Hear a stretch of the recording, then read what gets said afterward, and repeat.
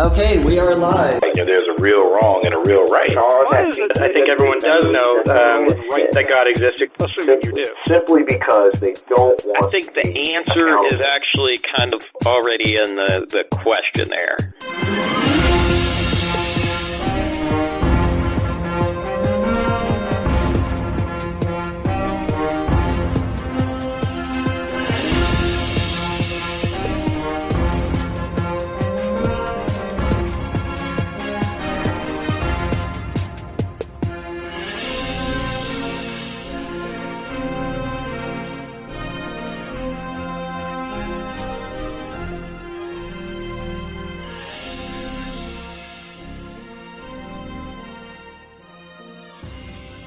We are the Mentionables.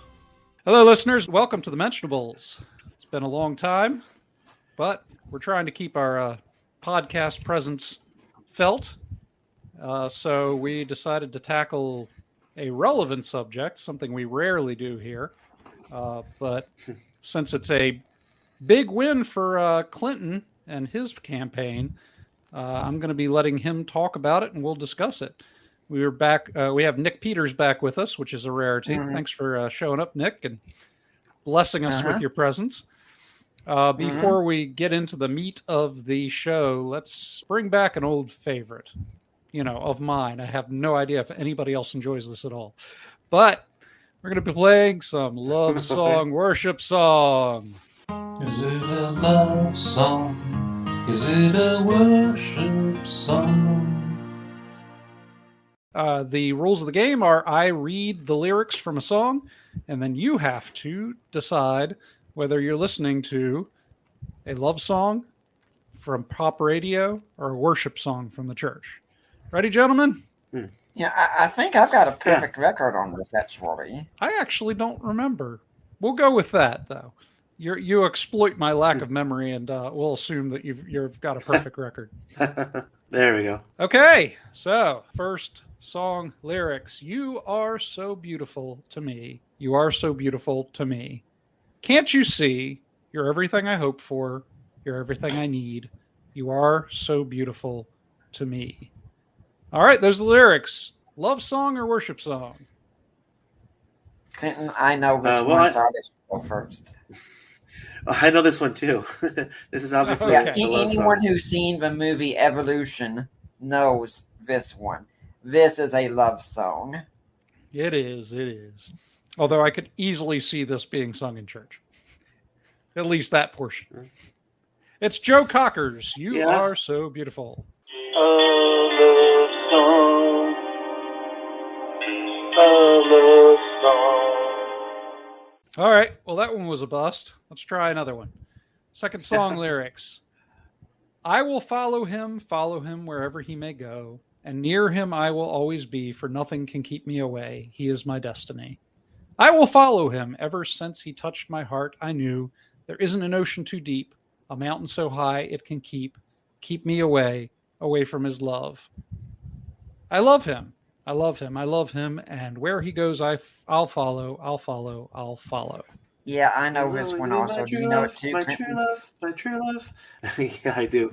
So go ahead. Yeah, this was even sung in Sister Act. It's a worship song. Love song.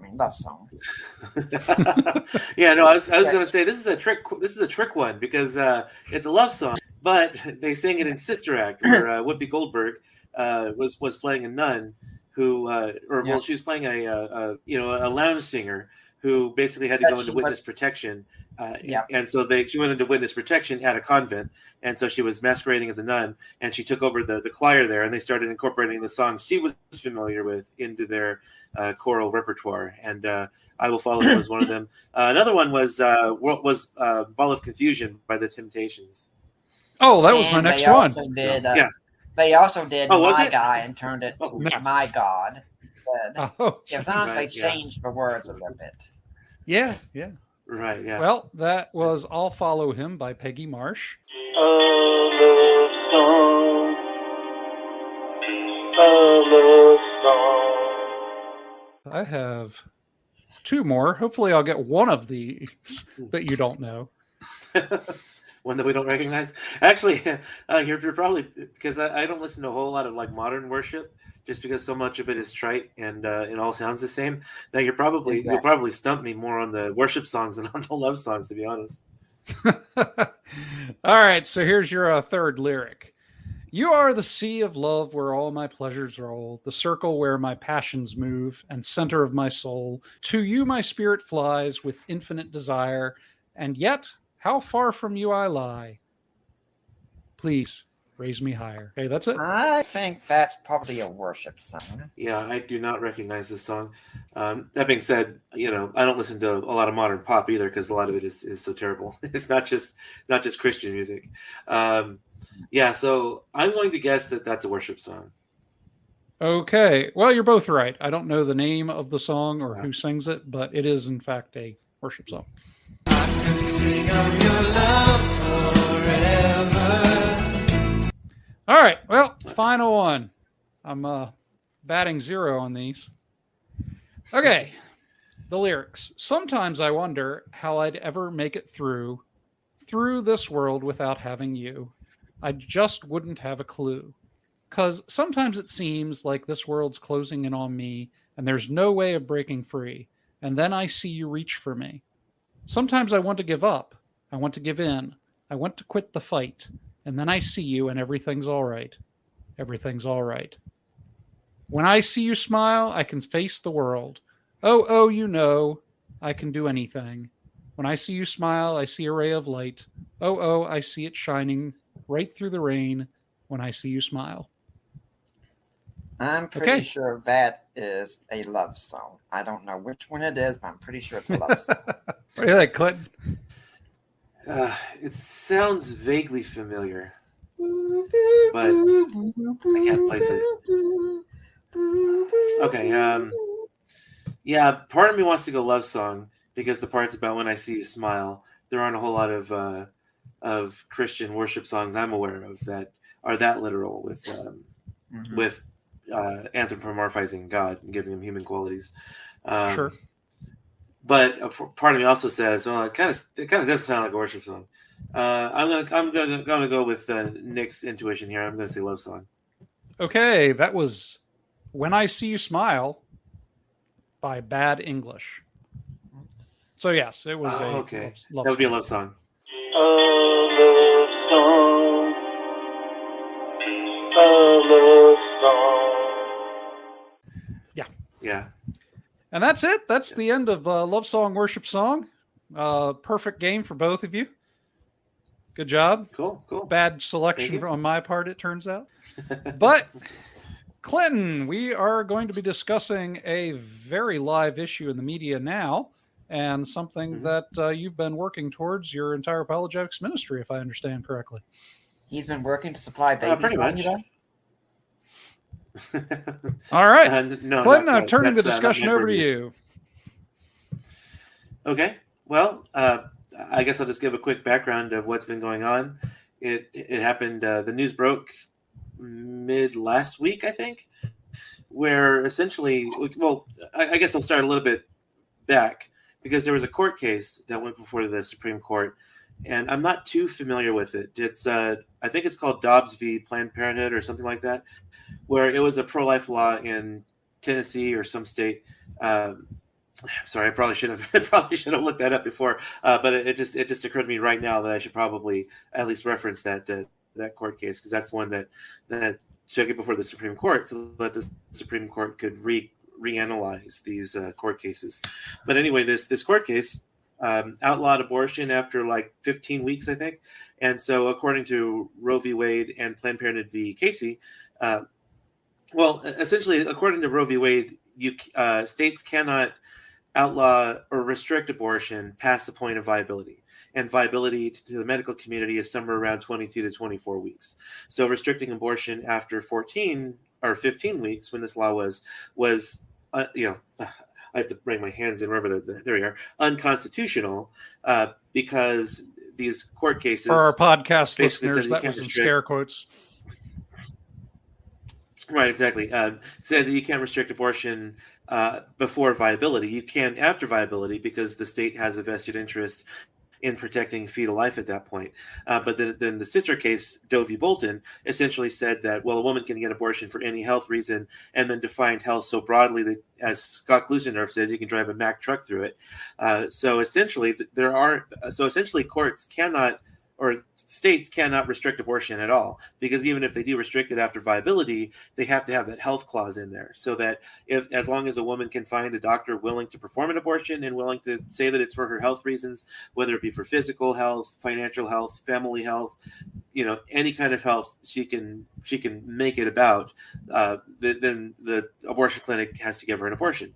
So there were no real obstacles to getting an abortion at any point in pregnancy. The only obstacle would she be able to find an abortionist willing to perform that procedure, because not every abortionist will perform late-term abortions. Some will only do it up to the second trimester or something. But anyway, so this Dobbs court case went before the Supreme Court, and the Supreme Court, now that they have a majority conservative leaning on the court, because under President Trump's tutelage, we lost 3 Supreme Court justices for various reasons. I'm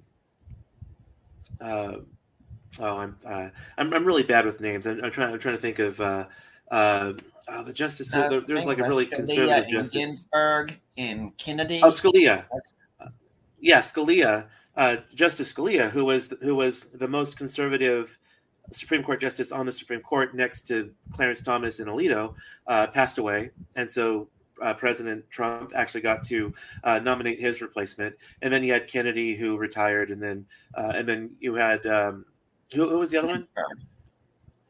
Ginsburg, who also passed away. Right, who also passed away. And so President Trump essentially got to replace 3 Supreme Court justices. And he replaced them with very conservative Supreme Court justices. And because we had that Which conservative is unusual majority, for a one-term president. Well, exactly. Yeah, I mean, that's practically unheard of, I think. So, yeah, I would imagine President Trump probably holds the record for nominating and confirming the most amount of Supreme Court justices, I would imagine, because I don't think any president's done 3 before. But considering now that we have this conservative majority, they're more reasonable about abortion, and now they're looking at these court cases objectively. And I can say objectively, and some of our more liberal listeners will obviously think that I'm just being biased, but you can actually find statistics which show that the liberal Supreme Court justices practically always vote in lockstep, much, much more than the conservative justices do. The conservative justices are much more likely to vote based on what the law says rather than what their personal beliefs are, whereas the liberal justices are much more likely to vote based on personal convictions, personal beliefs. So I can say they're more willing to look at this objectively just based on the statistics that we've seen about how the conservative versus the liberal justices tend to lean. But yeah, so this court case goes before the Supreme Court. They reevaluate Roe v. Wade and Planned Parenthood v. Casey, which are the landmark abortion cases in the United States. Roe v. Wade, of course, was the landmark case that legalized abortion in the United States, and then Planned Parenthood v. Casey in 1993 basically reevaluated Roe v. Wade and then affirmed Roe v. Wade. Roe v. Wade was poorly argued, poorly reasoned, but Planned Parenthood v. Casey was even worse. If you really look at the reasoning that the court used, you have to kind of wonder how these supposedly intelligent justices were able to defend these court cases with such poor reasoning, not just logically and philosophically, but also through poor jurisprudence as well.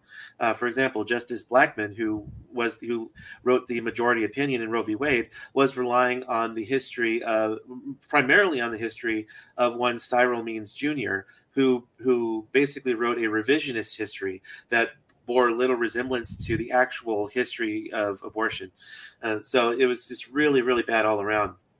So the Supreme Court basically reevaluated Roe, reevaluated Casey, and said, look, from where we're standing, these have no standing legally, they have no standing philosophically. We cannot find in the Constitution anything about abortion. And so these Roe v. Wade, Planned Parenthood v. Casey were unconstitutionally decided because there's nothing in the Constitution. Justice Blackmun and the other majority Supreme Court justices who ruled on Roe v. Wade grounded a right to abortion in a right to privacy. They say that in the Constitution we can find a right to privacy. Abortion is a private medical decision. There was a previous case about contraception in which they ruled that that married couples can in fact use contraception without facing any legal problems, because it used to be the case that married couples could not use contraception, but there's a court case that essentially said, where they ruled that these are very personal, very private decisions between a married couple, so they have the right to use contraception if they so choose. And so that was one of the court cases that was cited in Roe, just to show that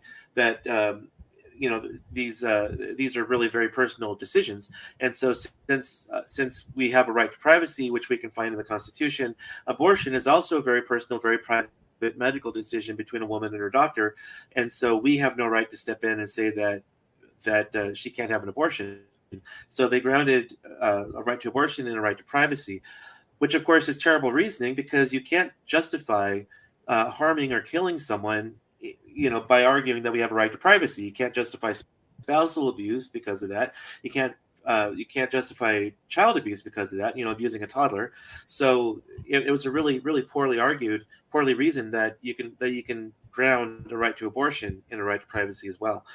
So there's no constitutional case to be made for abortion. So when the Supreme Court ruled in Roe v. Wade, they ruled unconstitutionally because it's not in the Constitution, but the Supreme Court also overstepped their bounds, because the Supreme Court is the judicial branch of the United States government, meaning they interpret laws, they don't make laws. But Roe v. Wade essentially said that no state is able to restrict abortion up to the point of viability. So they were essentially making laws.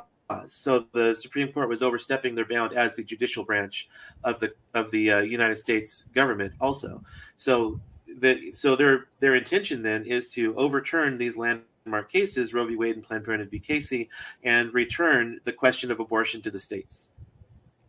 And that's the leak decision in a nutshell. Just let me just add real quick that I have not had a chance to actually read that majority decision in full, which I believe was written by Justice Alito. I've heard some things about it, what the reasoning was, that kind of thing. But I've started my blog back up, which you can find at prolifephilosophy.com. And I've already written one article about this. And then as soon as I read the decision in full, I'm going to summarize the arguments made in that blog. So if you want to know what the actual decisions are, because I've had a lot of interactions on abortion since it happened. 99.5% of the people I've interacted with have not read the decision, have no idea what was being argued. They're just relying on, pro-abortion talking points and really bad arguments, that kind of thing. If you really want to know what it says, go check out my blog. Make sure you follow it, and because I intend to post, summarize the arguments as soon as I get a chance to read that. So go ahead, Joel. Well, I figured out the answer to my question as you were talking. I was going to ask about the wording in Roe v. Wade up to the point of viability, and how it has been argued that abortion should be legal up to and perhaps beyond the exit of the fetus from the mother. Yeah. And then it occurred to me so even though you can just add state laws on top of the, Roe v. Wade says you can't outlaw it up to that point. Right. So even though you can't outlaw it before viability, there's no law saying that you cannot have it legal past that point. So some states like California have it legal all the way up until the point of birth. But again, like I said, even if a state has it illegal past viability, the health clause in Doe v. Bolton essentially says if the woman can make it, can convince the abortionist that it's necessary for her health, then she can have an abortion, even though the state says that abortions can't be performed. So in essence, there's no real obstacle to a woman having a late-term abortion. The only real obstacle is if she's able to find an abortionist willing to perform the abortion that late in the pregnancy. And there are some, in Colorado, in fact, there's one, I believe he's in Boulder. Warren Hearn, I think, is the abortionist in Colorado who does late-term abortions, and there are others, throughout throughout the United States. But yeah, so essentially, there's nothing saying that a state could not have abortion legal after that point.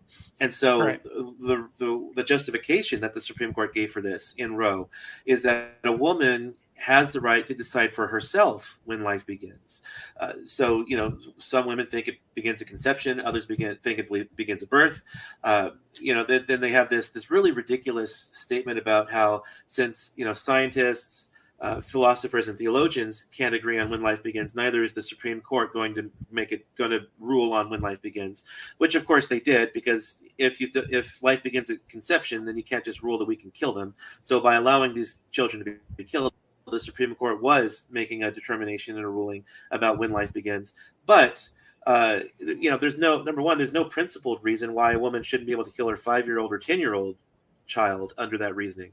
Because what if she doesn't think life begins until you're 18 and out of the house? Well, there's no principled reason why she couldn't, based on the reasoning in Roe. But also,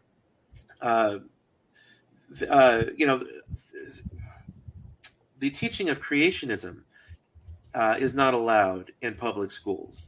And the Supreme Court would not allow the reasoning of, well, because scientists, theologians, and philosophers can't agree on how old the earth is, we're not going to rule on what can or cannot be taught in schools. Well, that's not reasoning that the Supreme Court would accept. But for some reason, when it comes to when human life begins, that's exactly the kind of reasoning they used. But again, like I said, this is really poorly argued, because when human life begins has been known since the mid-1800s. So the justices on the Supreme Court knew very well when human life begins. It begins at fertilization, which has been scientifically shown. Because there were people who had a different opinion, doesn't mean that they were in any way obligated to respect that differing opinion, since those different opinions go against what the science has shown for over 100 years by that point. So, Roe v. Wade was just a devastating ruling by activist judges, which had no basis in the Constitution, no basis in science, no basis in philosophy or theology either. It was just poorly argued all around. And it was so poorly argued that even at the time, pro-choice thinkers derided it. Even pro-choice thinkers knew that it was shoddily argued, and that grounding it in privacy was a poor way to justify abortion. And if I could play devil's advocate here a little bit, though, but don't you know that when Trump's justices were nominated for Supreme Court and they were undergoing the confirmation promise, they all swore that Roe v. Wade was the law of the land, and they would not overturn it. So surely we should be having impeachment talks right now, right? Oh, yeah, this is a common refrain that I've been hearing. I watch a YouTube channel called Walk, Don't Run. I don't know if I would necessarily recommend it for pro-choice people to go watch. They would learn something, but the host of it is actually really... Don't walk, run. He's real snarky and can sometimes be kind of a jerk. So I don't know if I'd recommend it to people who disagree with me. But he really researches everything he talks about. So at the very least, you may disagree with him, but he at least has reasons for saying what he says. And this is something he actually tackled. He actually did like a 10-minute video on this kind of thing. And yeah, none of the conservative justices, they go as far back as Alito and Thomas's confirmation hearings. They say that these justices said they're the law of the land that cannot be overturned, which is completely false. They're lying about what the justices said, even Alito and Thomas. But more recently, when you had the confirmations of Kavanaugh, Barrett, and Gorsuch, who all, none of them said it's the law of the land. None of them said it cannot be reevaluated or overturned. What they said was Roe v. Wade and Planned Parenthood v. Casey are important precedent.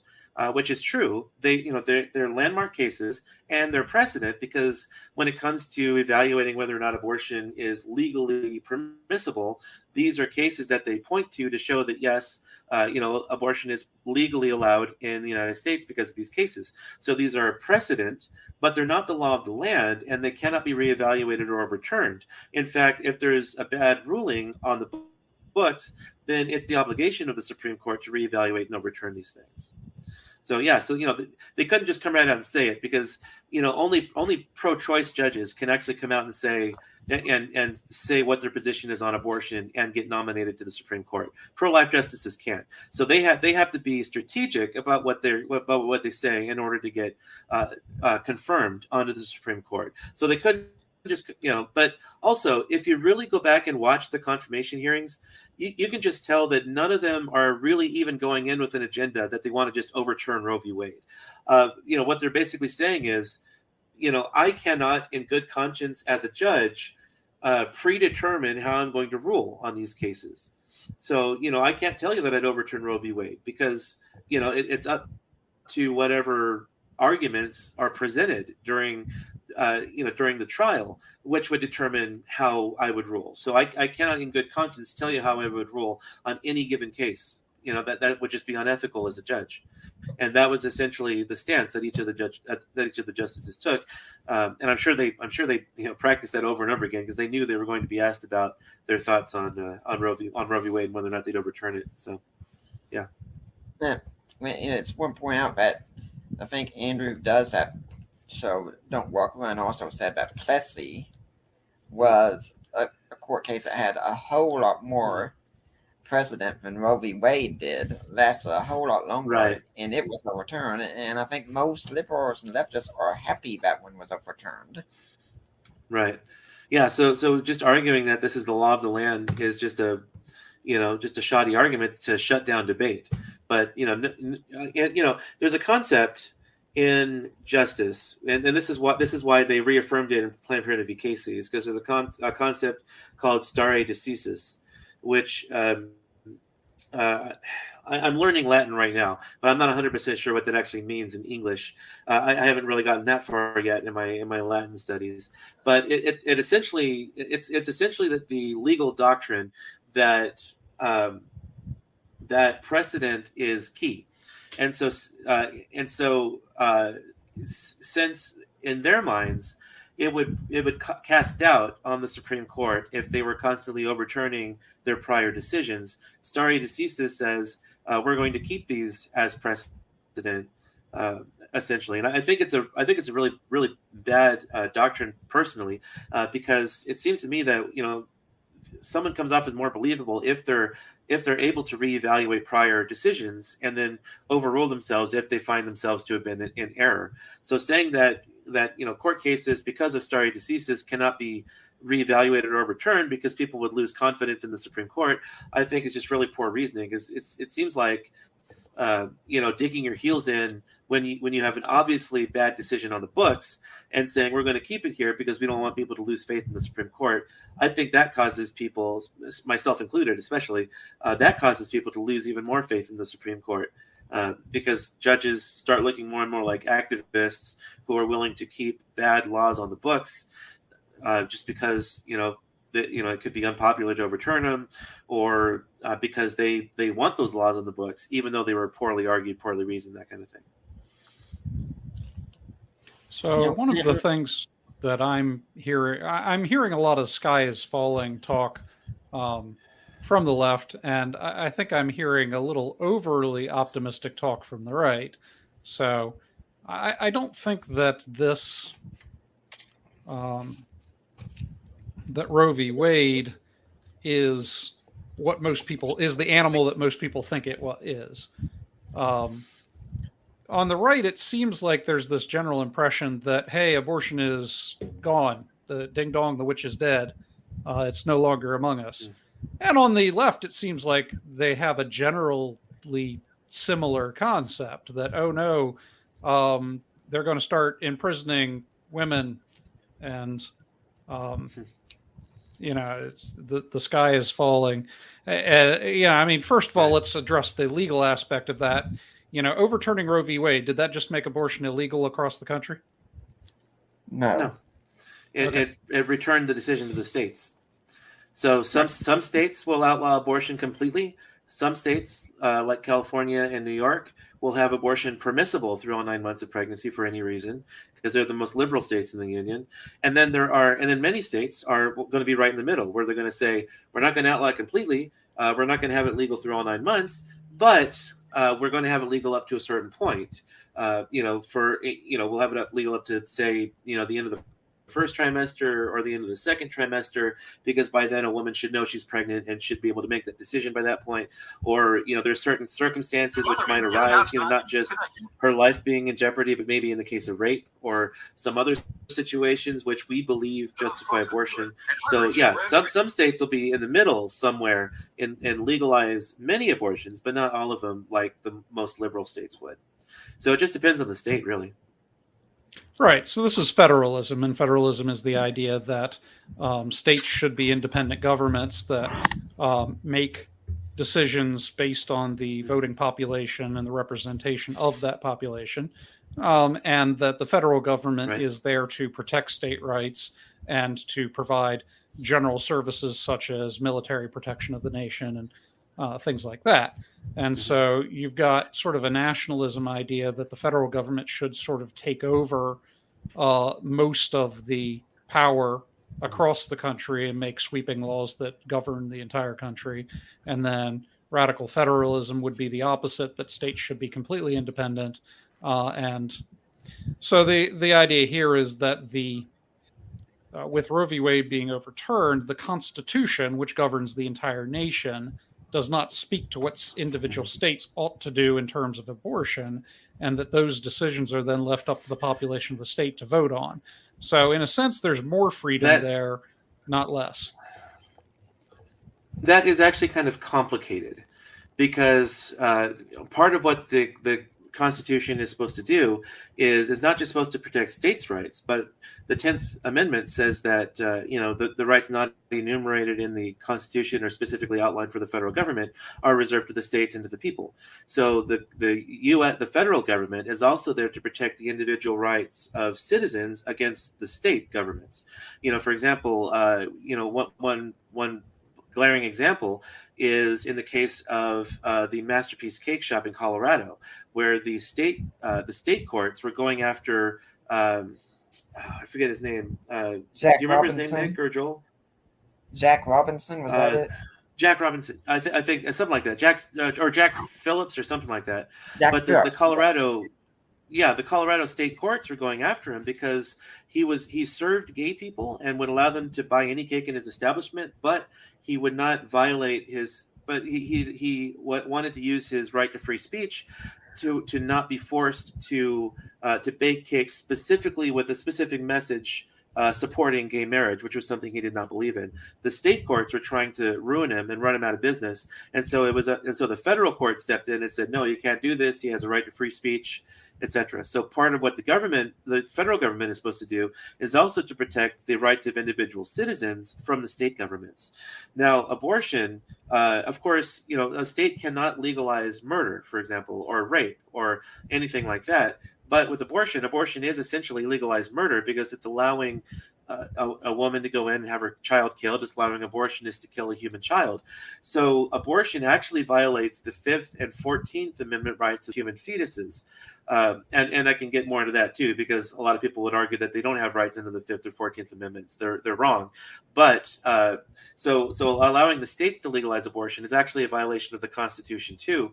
And the federal government should step in and say, no, they should rule the other way, that no, you can't have abortion permissible because it violates the rights of human beings. And regardless of whether or not fetuses are American citizens, we're talking about fundamental human rights here. Fundamental human rights are rights that are enjoyed by all human beings, regardless of citizenship.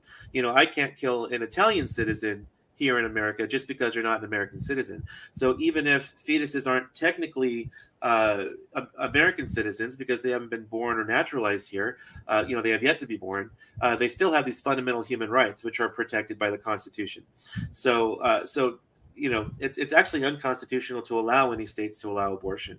But so we can actually kind of say that this is a bit of a compromise, at least at the moment, because a lot of children are going to be saved by outlawing Roe. So it's not a perfect solution, but it's much better than the situation we have right now, which is that in all states, abortion is legal up until at least viability, up until the point of birth in all states, if the woman can convince that it's part of her health. So that's still a bit of a complicated discussion there too, because I would argue that allowing abortion is actually unconstitutional based on it's a violation of the fundamental human right to life enjoyed by all human beings. And since fetuses are human beings, they have that fundamental right to life too. But this is this isn't a perfect solution, because obviously now some states are able to legalize abortion, as much as they want to, but it's a much better situation than we have going on right now. Okay, so I've seen some memes going around the internet too. If people are showing some like eggs cooked for breakfast or something and saying, according to pro-lifers, I had chicken for breakfast. Yeah, I've seen that too. Do you want me to give a response to it, or? Yeah, because a lot of people are seeing this, and I know it's bad philosophy as well, but I think it'd be good to have it's you. bad biology is what it is. Yeah. Well, it's bad biology, but it's also bad philosophy, as Nick knows, because he's he's a fan of St. Thomas Aquinas too, and so my answer will not be news to Nick, I'm sure, and I'm sure it won't be news to Joel either, because I know you've heard me talk about this, and I'm not sure how you feel about Thomism and that kind of thing, but yeah, essentially this confuses passive potential with active potential, and so and like you said, it's bad biology because for one thing, the eggs that you buy at the supermarket, most of them have not been fertilized by the chicken, which means there is no chicken embryo even in the egg. So you can't in any sense say, oh, I just had chicken for breakfast by having this egg, because it's most likely has not been fertilized by the male, male. Are hens male, or hens are male, right? Or are the chickens male? The rooster is male and the hen is female. Oh, the rooster is male. Okay, right. They have not been. Yeah, so they haven't been fertilized by the male. So you haven't had chicken for breakfast. But right. Also, so this is along the same lines as itself. People who argue that every time a woman has her period, it's like an abortion, or every time a man, or another, Oh, right. Yeah. Or I've seen another meme I've seen is like showing cake ingredients and saying, "Look, I have a cake," but no, that because the thing is, a cake is more of an artifact. It's something you make artificially, as opposed to a human being, which is a living thing. It begins at the very beginning, and it is the same thing throughout all of its development, because it develops itself from within, as opposed to something like a cake where you have to actually mix all the ingredients together, cook it, and then it's not an actual cake until it serves the function of a cake. Just like your car is not a car unless it's able to perform the function of a car, driving from point A to point B. Otherwise, it's just a very expensive, very heavy paperweight. It's a car in name only if it's not able to fulfill the function of a car. So when we talk about with the cake example, that would be like having the sperm and the egg separately and saying, I have a baby. No, you put them together, then you have a baby. And that's always been the position. Right, exactly. Yeah. So the sperm and the egg, the sperm and the ovum, I should say more technically, are more like the cake batter and the sugar and the flour and all the stuff you mix together. Once you combine the sperm and the ovum together, a new human embryo comes into existence. And so you don't need it to people get this image of like cooking in the womb, and once it comes out, it's a fully formed human being. But that's wrong-headed. It's a fully fledged human being right at the very beginning, and it's developing itself in the womb. And the thing is, when a human being is born, it's not fully developed. It still has a lot of development to do. In fact, human beings are actually unique in that we're one of the only species that on Earth that is completely helpless when we come out of the womb. We can't walk when you come out of the womb or anything like that. Our parents still have to basically tend to us constantly in order to keep us alive, even right out of the womb. So this idea about like a chicken egg being a chicken, the chicken embryo, because the chicken is a living thing that develops itself from within. The chicken embryo is a chicken right from the beginning, but the egg that you consume from the supermarket is not. It comes out of a chicken, but it hasn't been fertilized. So there's no living embryo inside the egg just yet. And so, and again, the cake ingredients, it's not a cake until it actually comes out of the oven, because a cake is something you make artificially. It's not something that just comes together and then develops itself. And, you just kind of put the ingredients there, walk away, come back in 10 hours, and the cake will just magically be there.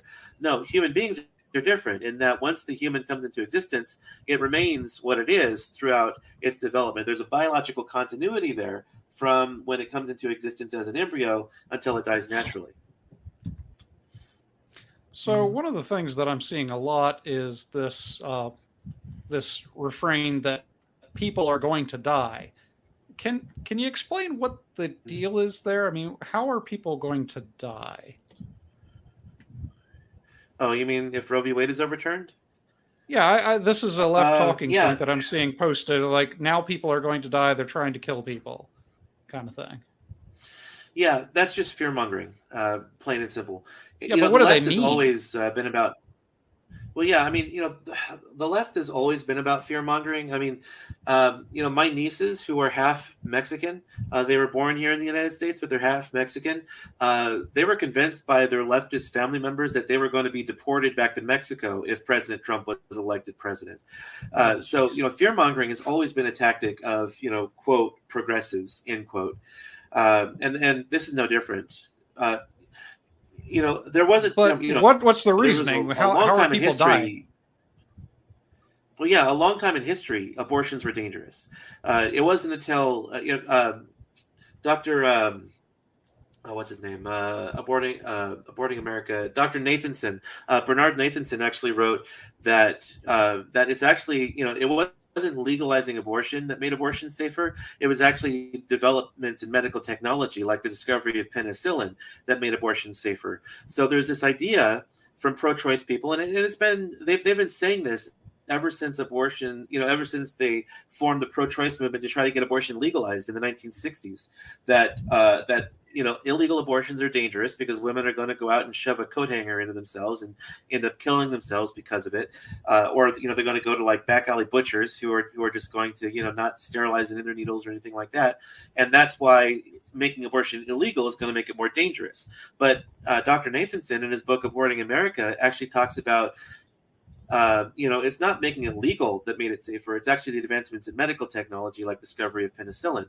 And if abortion is ever driven underground again, as we're going to see it here pretty soon, at least in many states, there's still technology that's going to make it a lot safer to do an illegal abortion than it was prior to 1973 when Roe v. Wade was decided. But there are also other factors that we need to consider, that there are going to be doctors who are performing abortions illegally, doctors who are competent medical professionals. So even before abortion was legalized in 1973, we know from a Planned Parenthood conference in 69 or 70 that the majority of illegal abortions were being performed by doctors in good standing in their community. Having dangerous illegal back alley abortions was actually pretty much a myth. There were some of them going on, I'm sure, but for the most part, the stats that the speaker Mary Calderon quoted was that at least 90% of illegal abortions were being done by competent doctors in good standing in their community. So once abortion is driven underground again, there's no reason to expect that women are going to start dying in droves. And we also have to consider that without abortion as a safety net in case contraception fails or whatever, more men and women are going to be responsible about their sexual choices. We're already seeing women saying, "Oh, I'm going on a sex strike now because abortion is no longer allowed," and talking about how they want to, how they're not going to have any more sex because they can't have abortions. They're probably just being what's that word where you like exaggerate something for emotional effect? Romantic? No. Oh, what's the word? I'm blanking on it. It's Inflammatory. well, anyway, they might. No, it's not that word. But anyway, they're probably just exaggerating. But so you'll see conservatives writing on Facebook like, "Oh, I'm glad pro-choicers are finally discovering how human reproduction works." But without abortion as that safety net, there are going to be a lot fewer men and women who are having unsafe abortions or unprotected sex. I mean, not unsafe abortions, but unsafe sex. Where they're not using contraceptive methods. So they're going to be a lot more careful about that, which means we're probably going to see even fewer unplanned pregnancies once this happens, and so we're going to have fewer women who actually, I say need. I'm talking about it by their perspective. We're going to see fewer women who need abortions because they're not going to have these abortions as a safety net any longer. So there's a lot of factors that we have to consider when we actually talk about these kinds of things. But when a pro-choice person says that women are suddenly going to start dying because of illegal abortions, number one, there's no real reason to take that seriously. But number two, fear-mongering and exaggeration has always been a part of the pro-choice talking points ever since they started trying to push for legalized abortion in the 1960s. Well, let's talk a little bit also about another fear point I've seen too going on with saying where you see like this domino effect. Okay, Roe v. Wade gets overturned, and then the marriage debate gets overturned, and we go all the way back, and finally slavery returns once again. That's the goal. Oh, That's a slippery slope argument. Yep. And if you fall for one slippery It slope is, argument, you fall for all of them. I had not heard that one before. Yeah, this is the thing. Yeah, neither have I. But this is the thing about slippery slope arguments. Not all slippery slope arguments are fallacious. If there is warrant for your slippery slope, you're not making a fallacious argument. So, for example, saying that support for abortion will lead to support for infanticide. That is a slippery slope with warrant, because the argument that pro-choice people make are many of them, not all of them. Bodily rights arguments obviously don't, but arguments against the humanity and personhood of the fetus work equally well against the personhood and humanity of the infant. So by the reasoning of many pro-choice advocates, taking their reasoning to its logical conclusion, they should also justify infanticide. In fact, we see most pro-choice philosophers actually believe infanticide is permissible. So saying support for abortion will lead to support for infanticide is a slippery slope argument with warrant. Saying that making abortions illegal is going to lead to bringing slavery back, there's no warrant for that. In fact, others I've seen, Eric Swalwell, I think is his name, or Stilwell, who was actually caught having sexual relations with a Chinese spy, tweeted out saying that next conservatives are going to go after interracial marriage and overturn Loving v. Virginia to where interracial marriage is no longer allowed. And again, there's no warrant for that, because abortion is the biggest killer of black babies in America. So we're actually trying to ensure that more black people are born. So that should throw the racism element or racism argument right out the window. But also, there's no reason to think that because we're trying to defend the natural rights of all people, including black people and people of other races, that we're suddenly going to be opposed to marriage between races. But also, a third point to bring up is that the Supreme Court justice with the most seniority on the Supreme Court is Clarence Thomas, a black conservative in an interracial marriage. His wife is white. So why in the world does anyone think that conservatives are going to go after interracial marriage next, especially because the Supreme Court justice that was nominated by Republicans is in an interracial marriage? In fact, Republicans historically are the party of anti-racism. They're the party of Lincoln. They're the party of slavery abolition, whereas the Democrat Party is the party of Jim Crow and the party of the KKK. So there's absolutely no warrant for thinking that Republicans that conservatives are going to bring back slavery, or we're going to go after interracial marriage. President Joe Biden has said that once Roe v. Wade is overturned, we're going to start segregating against gay kids in classrooms. That gay kids are not going to be allowed with straight kids any longer in classrooms, which again is completely ridiculous. There's no warrant for that slippery slope at all, because again, we're trying to argue for the natural rights of all human beings. We're not trying to take rights away from anyone. They think that because we want to take the legal right to abortion away from women by respecting the natural right to life of all human beings, that we suddenly just want to take rights away from all people that we disagree with. And that's just ridiculous. And it shows that they're just completely out of touch with reality and have no idea what pro-life people even actually believe. So it seems like the argument that as I understand it, is that, and this is, I've actually heard this, that we've put religious extremists on the court, and that we're turning America into a theocracy or something like that. Yeah, I've heard that too. And so, I don't know what the religious status of these Supreme Court members are. I'm not sure if that's public knowledge or not, but don't need their addresses are. Yeah. Thomas and Alito are Christians. Alito, I believe, is Catholic. I could be wrong on that, but I know at least those two are religious. Amy Barrett I believe, is also religious. In fact, she has a really big family, which is kind of one of the hallmarks of being religious. So yeah, she has like 8 kids or something. Yeah, that which is scared really them funny when they were because considering her for the court, right? it did. You know, Yeah, that was like one of the main talking points. Was 2 of just them are adopted, just I think. like denigrating.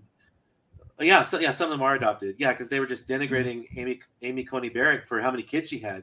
And again, Amy Barrett is another counterexample to the pro-choice narrative that pro-life people don't care about kids after they're born.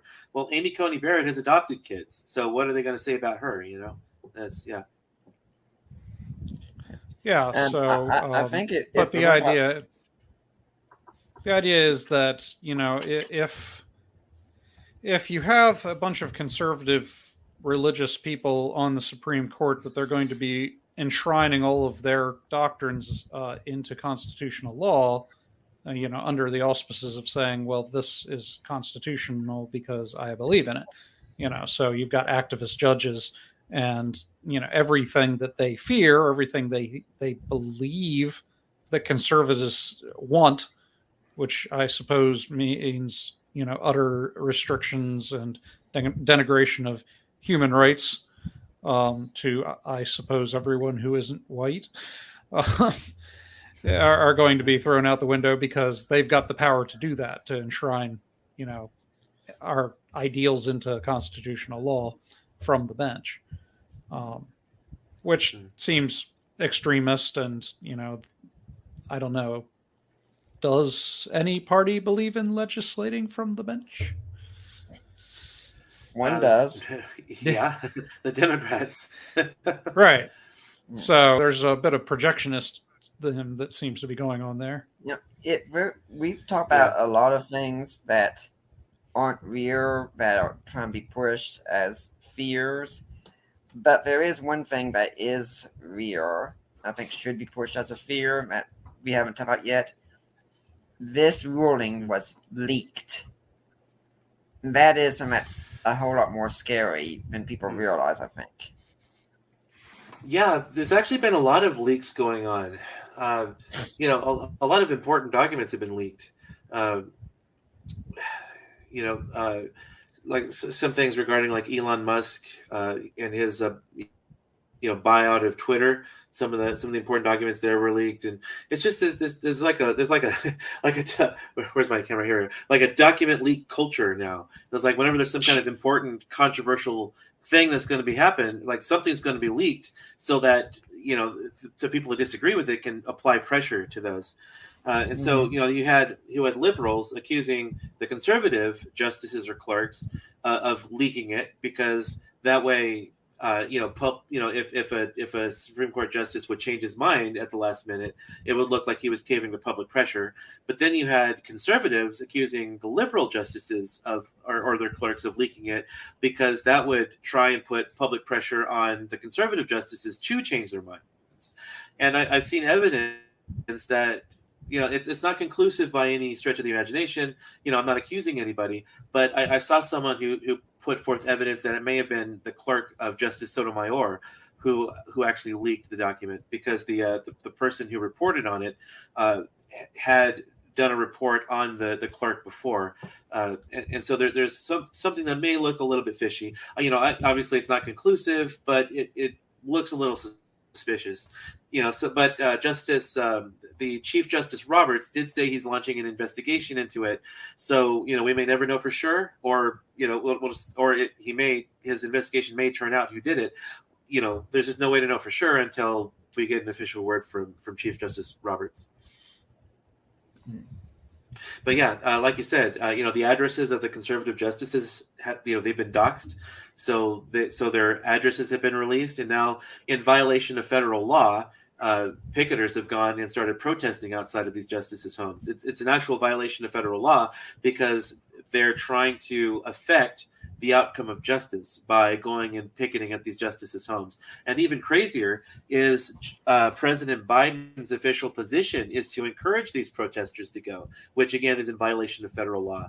Now, considering that the President of the United States is the executive branch of the federal government, the executive branch is the law enforcement branch, and he is encouraging these picketers to go out and violate federal law by protesting in front of these justices' homes. I believe, I'm not a legal expert, but I believe that Joe Biden has probably committed an impeachable offense by doing so, because he swore to uphold and defend the Constitution from threats, both domestic and foreign. And now he is violating his own office of President of the United States by encouraging illegal behavior on the part of these picketers and protesters. So I believe he's probably committed an impeachable offense. The problem is, while I think he should be probably impeached over this, if he gets removed, we get Kamala Harris as president, and she's arguably worse, than Joe Biden. So, justice is not going to be done here. Nothing's going to be done about these protesters or about President Biden encouraging illegal behavior. But if justice was done, we'd probably be in even worse shape by having Kamala Harris as our president. So. And again, I've said some unkind things about Democrats here. I'm not opposed to all Democrats. I'm opposed to Joe Biden, Kamala Harris, and the many of the Democrats and Republicans in the government. So if you're just like just like the average Democrat who just wants to do what's right, may disagree with me on issues, I have no issues with you. In fact, there are some Democrats which if they were pushed forward to run for president instead of horrible people like Joe Biden and Hillary Clinton, some Democrats I might actually consider voting for, because I think they'd be better than some Republicans that they put forward as running. But those Democrats that I would vote for are threats to the Democrat establishment in the government. So they'll never be allowed to run for president. In fact, there's one Democrat.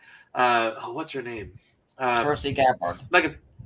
Tulsi Gabbard. I like Tulsi Gabbard. I think she's a good person. I disagree with her on some issues. I think she wants to do what's right. And she did run for president, but she was basically screwed over by the Democrats. She was eligible to participate in the Democratic debates, but but at the last minute they changed the rules so that Tulsi Gabbard could not go and debate Hillary Clinton when she was trying to run for president. So they did dirty by Tulsi Gabbard, because she, as a moderate Democrat, is a threat to Hillary Clinton, Joe Biden, and all the career Democrat politicians. But she's one that I would actually, depending on the Republican running, if the Republican running was bad, I'd probably vote for Tulsi Gabbard over them. But there's one Republican in particular I hope who does run in 2024. But Don't say it. But anyway, so like I said, it's not all Democrats that I dislike. It's just the career politicians, and there are some Democrats that I actually do like quite a bit. I'm sorry, I didn't catch that, Joel? Don't worry about it. I also think we should stay with this, hoping these people are protesting. Some people are saying that we have a right to protest. We have a right to peaceful assembly. That's in the Constitution. Yes, but not outside of someone's private residence. That is a specific violation of law. Well, especially as public assembly means public, not private. Right, but especially a Supreme Court justice. Trying to put public pressure on them to change a ruling. That is unethical, on top of being unconstitutional and illegal. Because no right is absolute. People have the right to peaceably assemble and protest, but there are limitations to even to that.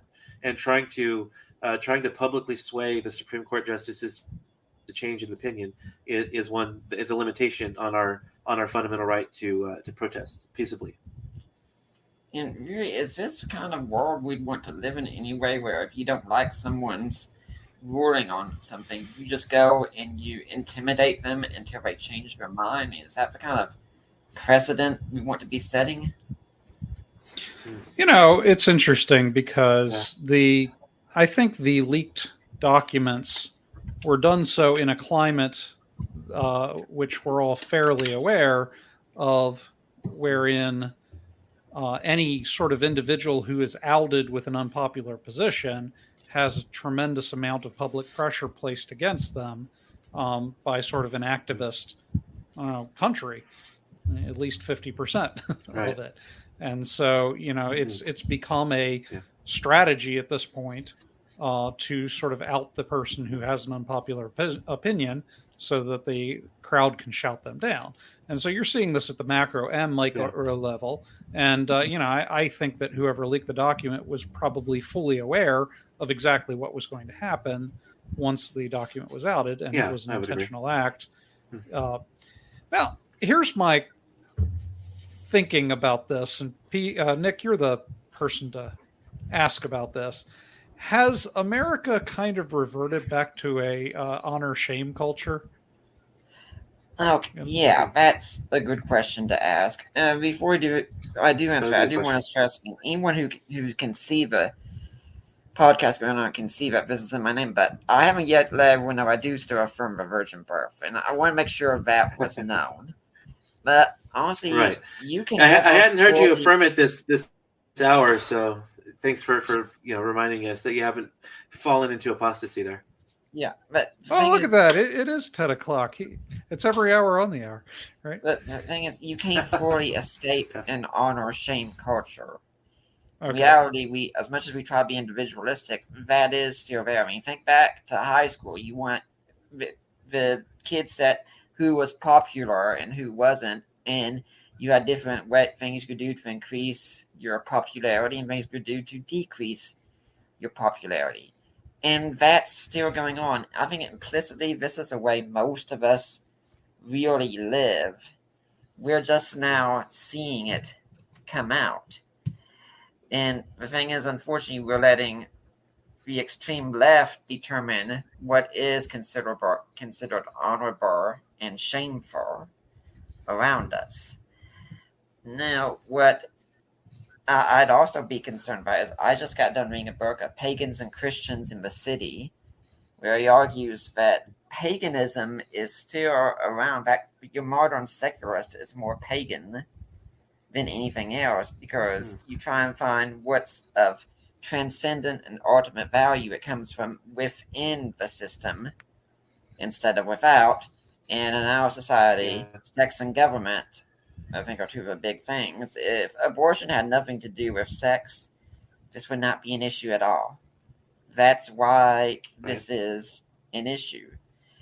And the extremes I find people are going to defend abortion, it's quite funny. I mean, you have people, I've seen videos of people going into a church service dressed in those Handmaid's Tales outfits. I know several Christians. I don't know a single one who wants anything like Handmaid's Tale to take place. Right. No, I have no idea what that is. Yeah, and we've had this person who went on Twitter about this and said, this is a call to arms. Now, last I checked, inciting violence has normally been condemned on the left. But, the rules just seem to change depending on what's going on. Yeah, I mean, they've been calling for violence for a long time now. If it hasn't been a part of the left, it was a long time ago when they didn't call for violence, because they've been calling for it for a long time with the Black Lives Matter movement and things like that. But I was your analogy about like high school it really hit home, because I was not popular in school, and that it caused me to think. I don't know if you guys listen to like Bowling for Soup. They have that song "High School Never Ends." Oh no, I haven't heard. Yeah, they have that song "High School Never Ends." I've heard that. The whole dang world is just as obsessed with who's the best dressed and who's having sex, and it's like just all these drama things we deal with in high school, just continue on into adulthood, and it kind of caused me to think of that. But it's interesting to me how sex has become sort of the new sacred. Well, I don't know if it's new. I mean, it's not new. Yeah, it's sort of been around. I guess the fact that sex is sacredized is difficult for me to wrap my head around, because there's nothing particularly transcendent or what's the best way to put this? I don't know. Kind of transcendent is probably the best way to put it. When I think of sex as compared to things like mathematical formula or art or great literature or things like that. I mean, the thing about sex is, A, there's a pleasurable side to it, and B, there's a sense of intimacy that you don't get elsewhere. And those are important things, absolutely. Especially intimacy. It's something we crave. I think it's why romantic subplots are part of every story ever told, is that there's this craving or desire for intimacy within us. And, sex kind of is given as the gateway to that. But there are certainly things that seem more holy and, transcendent in the world beyond simply the physical enjoyment of sex. Well, Joe, I'm really going to disagree with you a lot on this end here. I think if anyone should be teaching the sacredness of sex and the transcendence of it, it is Christians. We should be the ones celebrating it the most. I mean, we've got a whole book in the Bible, the book of the Song of Songs, dedicated to this topic. And I think sex hits us on a number of levels. There's the desire for intimacy, like you said, yes. But to give a desire, you have to go ultimately outside of yourself. You have to be fully connected with another human being. And then there's the desire for beauty as well. And beauty is something that ultimately stuns us, especially men. There's a reason pornography is so popular among men. And I'm not justifying it for a second. It's wrong, definitely. But there is a real reason there. Men want to see beauty, and to a man, nothing is more beautiful than the human female form. That's it. And sex gives us that.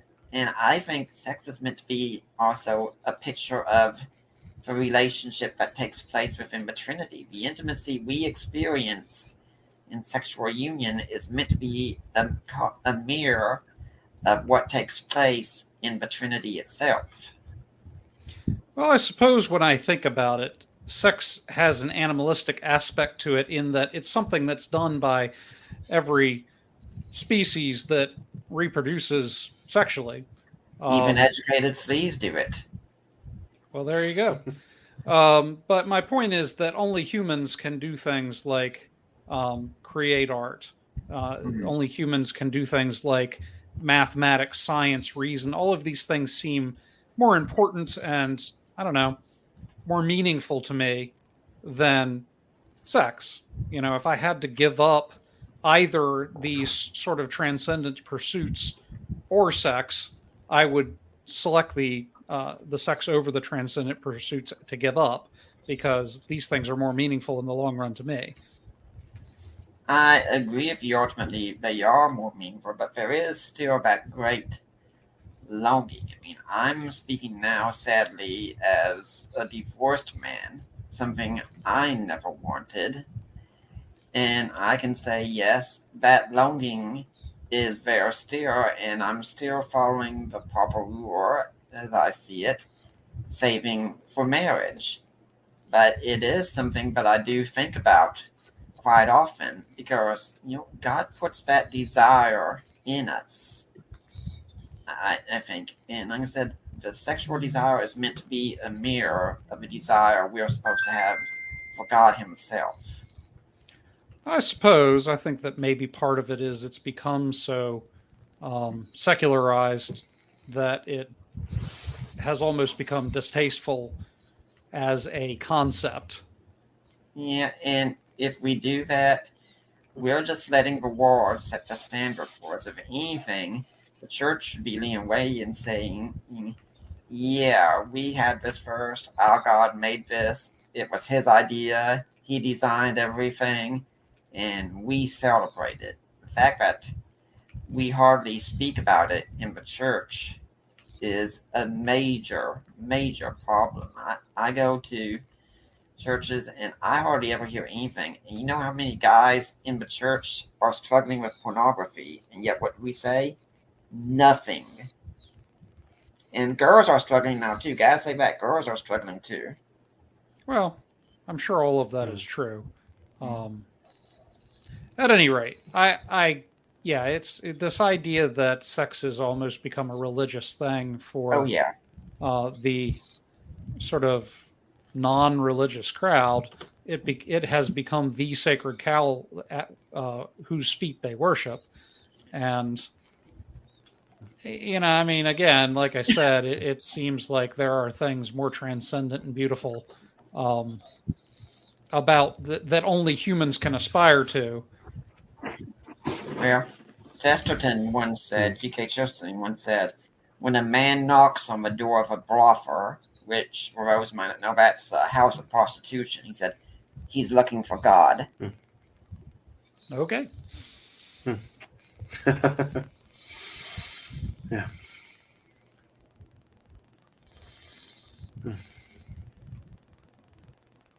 Well, Hard to argue against Chesterton. Yeah.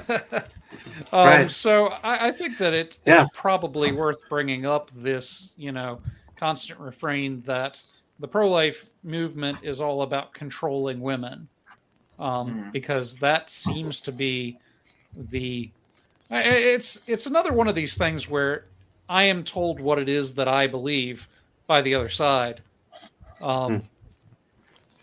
Whereas, they don't listen to what it is that I actually believe or what I have to say. They're telling me what I believe. Right. With the expectation that I'm going to then stand there and defend the thing that they're telling me I believe. But Right. this is really the refrain is that we're deeply concerned about controlling the body of women. Yeah, and this is, this really speaks to the breakdown of communication, I think, is that, no one you talk to about abortion since this majority opinion draft, it's just a draft, it's still possible for a Supreme Court justice to change his mind, up until the final decision is made. So this is just a draft of the opinion, although Clarence Thomas has come out and said that the justices are planning to hold firm. They have no plans on changing their vote. But no one that you're going to have a discussion with has actually ever even read this document, this opinion written by Justice Alito. So, the problem is no one even knows what the arguments are for the Supreme Court overturning these decisions. So I think that's that's one of the major problems with this discussion is that you're just going to continue to encounter the same pro-choice talking points they've always had. You're not going to have anyone who's actually engaging with the arguments made in the decision.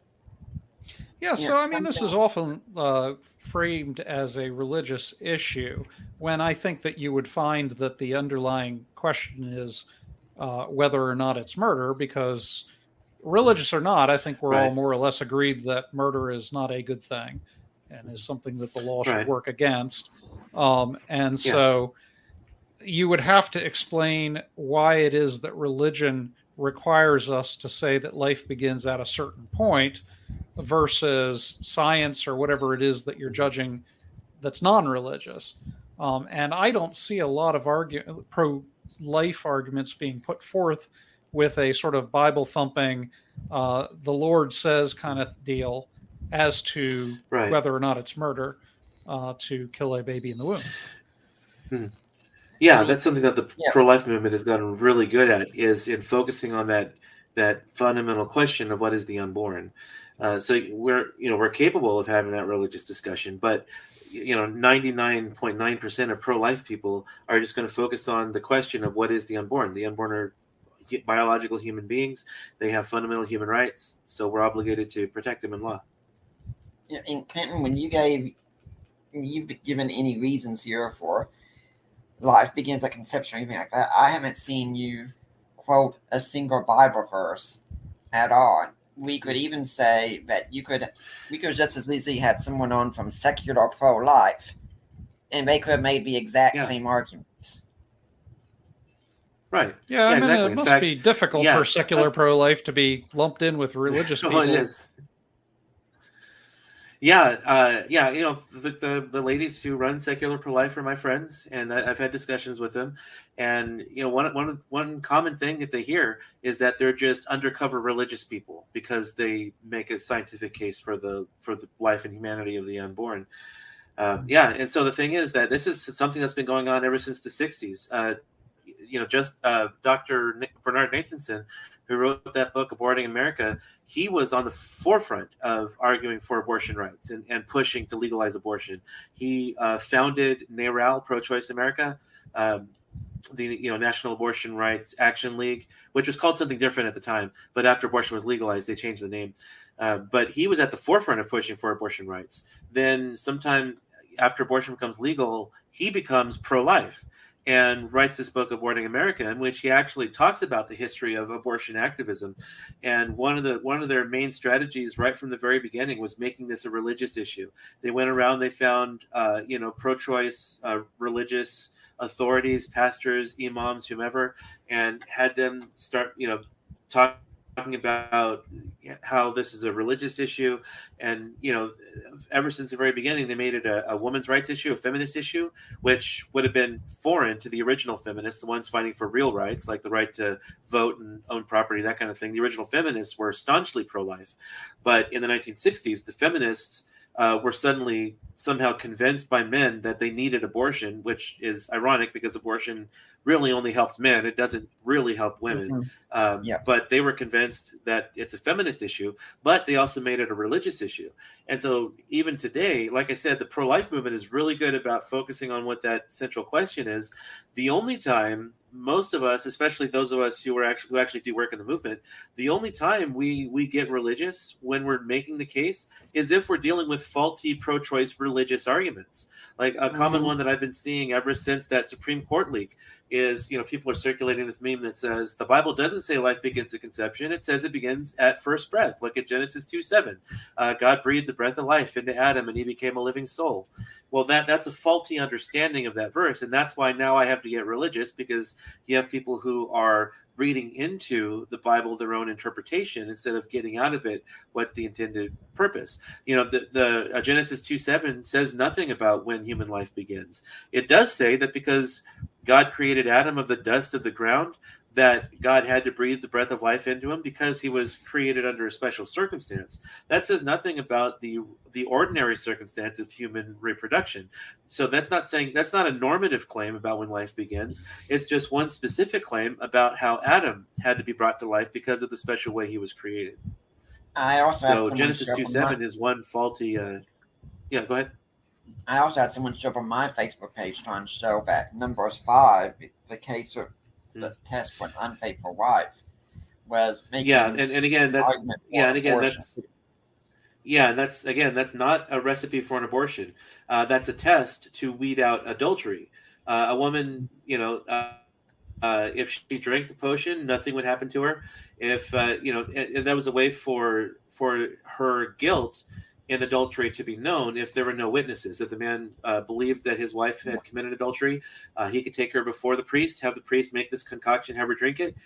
If she was guilty, she'd become barren. It has nothing to do with whether or not she had, it had nothing to do with an abortion. It had to do with making her barren if she was guilty of the adultery. So again, it's not a recipe for an abortion. It's just for a woman. Right. Yeah. Yeah, I'm really glad that you addressed that, because that's not something I've heard you address before, and I've always been curious what your response to that would be. Okay, yeah, no, because I've written an article on my blog about some responding to pro-choice arguments from the Bible. So if anyone's listening and wants to go check it out, prolifephilosophy.blogspot.com is my blog. You can of course follow it, because I'm going to start posting some of the ridiculous arguments I've been seeing. I'm going to read through that Supreme Court decision, the draft, and then summarize the arguments. But I'm also going to summarize a lot of these really ridiculous arguments I've seen and respond to them. And a lot of them, there's a lot of religious arguments being made, which are made from faulty interpretations of Scripture. I mean, there's nothing in the Bible about abortion, because you don't have to legislate against acts that the people aren't doing. The ancient Jews were not aborting their children. They believed that kids were a gift from God, and that if a woman was barren, that was a curse. So they would not have been aborting their children because the more children a woman had, the bigger blessing she had from God. And then the early church, Christians were not aborting their kids, so you didn't need it in the New Testament. In fact, the earliest Christian documents we have, which are not in the Bible, the Didache and the Epistle of Barnabas, condemn abortion in no uncertain terms. So abortion has always been condemned by the Christian church, and it's consistently been condemned from the beginning by church authorities. Even after the Protestant Reformation, you see Protestant pastors like John Calvin condemning abortion. There's this quote going around the internet in an image, in a meme, where he says something to the effect of, if it seems worse to kill a man in his home than out in a field because that's his place of residence, how much worse is it to kill a child in the womb before he's even seen the light of day, or something to that effect. So there's been a consistent testimony from Christians since the beginning of the Christian church, in the New Testament, that abortion is wrong. It's murder. You are, they haven't always agreed on when personhood is established. In fact, you'll sometimes hear people say that the early church supported abortion because some of them didn't believe ensoulment happened until later in pregnancy. But again, that's faulty, because Christians have always condemned abortion. They haven't always believed the soul enters the body at conception. Thomas Aquinas believed it happened at, I think, 40 days for boys and 80 days for girls, because he accepted the embryological views of Aristotle, which is where he got a lot of his metaphysical views from. Thomas Aquinas did not have the benefit of 19th century embryology, which showed that human life begins at fertilization. And since the soul is the animating factor of the body, the soul is infused in the body at fertilization. The soul begins when the human begins. So he just didn't have the benefit of modern scientific knowledge. But even though there was a debate about when ensoulment happened, the church has always condemned abortion in the strongest possible terms. And I'm not aware of any Christian writing in support of abortion before the 20th century. So that's a very modern idea.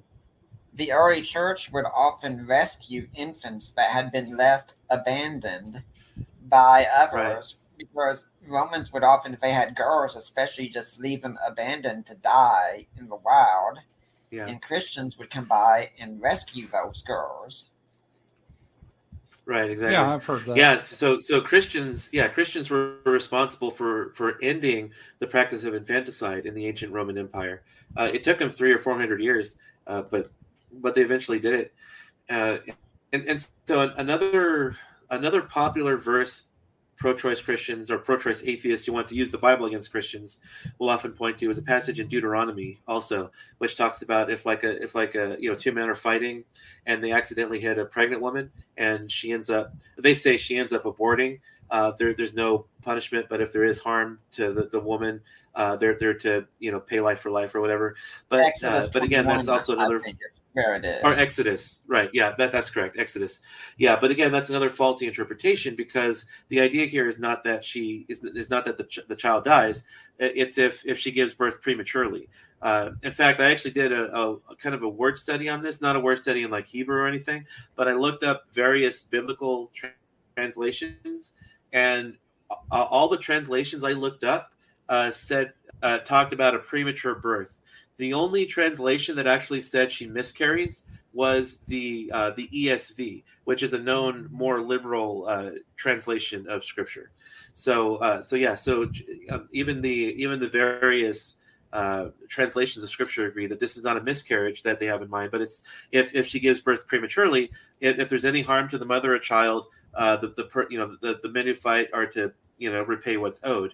If there's no harm done, then no harm, no foul. But if there is harm done, then they're to repay life for life, tooth for tooth, whatever.